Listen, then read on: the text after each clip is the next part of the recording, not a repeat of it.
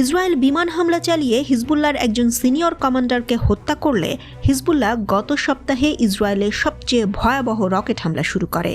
বর্তমানে ইসরায়েল এবং হিজবুল্লাহর মধ্যে সংঘর্ষ তীব্রতর হচ্ছে। ইসরায়েলি কূটনীতিকদেরই মনে হচ্ছে সর্বাত্মক যুদ্ধ বাঁধলে কৌশলগত হুমকিতেই পড়বে ইসরায়েল।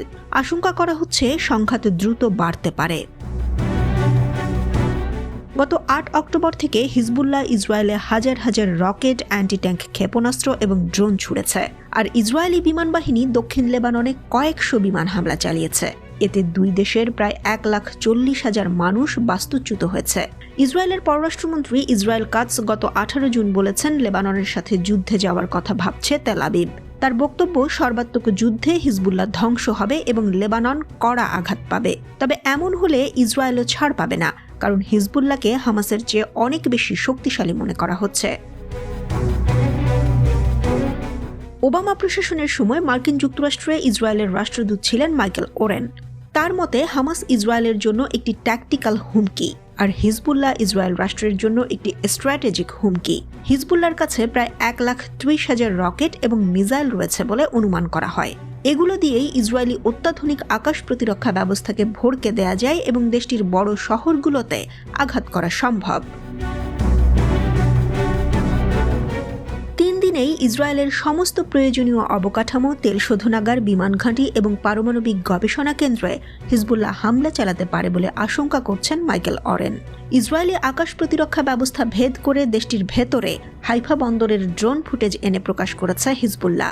এতেই ইসরায়েলের বিরুদ্ধে বাহিনীটির সক্ষমতা বোঝা যায়। হামাসের মতো হিজবুল্লাহও একটি টানেল নেটওয়ার্ক তৈরি করেছে বলেও মনে করা হয়।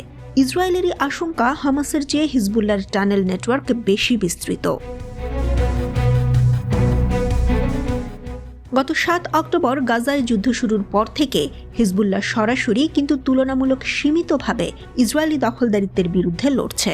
বাহিনীটির সূত্র অনুসারে তারা যুদ্ধের প্রথম ২৫০ দিনে ১,১৯৪টির বেশি সামরিক অভিযান পরিচালনা করেছে। তাদের দাবি, এতে ২,০০০-এরও বেশি ইসরায়েলি সেনা হতাহত হয়েছে। কয়েক দশক ধরে লেবাননের কিছু অংশ ইসরায়েলিরা দখল করে রেখেছিল। হিজবুল্লাহর নেতৃত্বে কঠোর প্রতিরোধের পর ২০০০ সালে তারা দখল ছাড়ে। ২০০৬ সালে আবারও লেবানন দখল করার ব্যর্থ চেষ্টা করেছিল ইসরায়েল।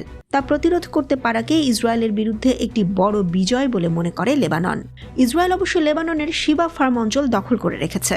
আর হিজবুল্লাহ লেবাননের প্রতি ইঞ্চি ভূমি পুনরুদ্ধার করার প্রতিশ্রুতি দিয়েছে, যা ইসরায়েল আন্তর্জাতিক আইন লঙ্ঘন করে দখল করে রেখেছে।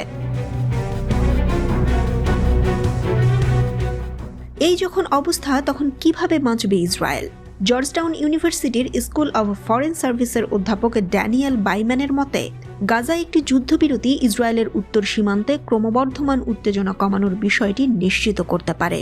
তিনি মনে করেন, হামাস যুদ্ধবিরতিতে রাজি হলে হিজবুল্লাহ তাকে সম্মান করবে।